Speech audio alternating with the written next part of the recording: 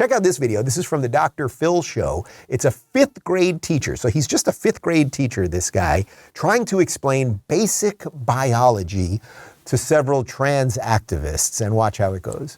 Transgender boys who might not have their own money to go buy tampons, if they're provided free in the bathroom, it's a huge plus.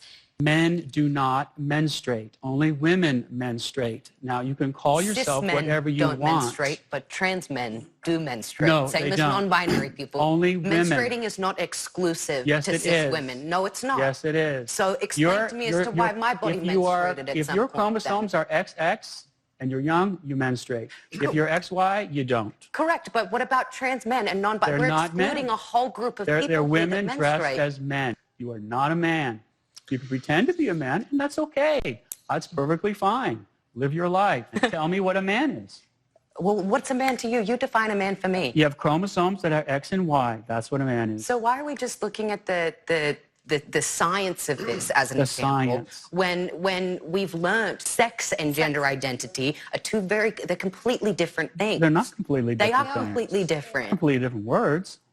And sex is what you're born with, the sexual reproductive organs you have. Gender is what you identify with. They're completely Well, I don't different accept that things. distinction. You have to argue for it. You're just giving a conclusion. You're just making it up. The people who hate the truth, are because they see the truth as hateful. If you want to identify in any way you can, you're free to do so.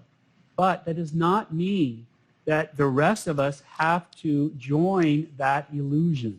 You disagree, I disagree with you, and so you call it hate. But there's no hate in my heart at all, so that's You wrong. are being hateful when you tell somebody that identifies as a man that they're not a man. That's not hateful. That's a fact. I have to say, that's the 3rd time I've watched that video today, and that teacher, Ray, can we find him? I'd love to have him on, because what a calm, decent explainer of the truth. And it's funny, I always say this thing about how when you're telling the truth, you don't have to be screaming, and you can sort of tell it in people's body languages, because you can just communicate it honestly without being hysterical and everything. Even the way he's kind of sitting there, like, well, you guys have come to the conclusion. It's not reality, but you've come to that conclusion, not based on solid arguments or science. I love how she's suddenly for science.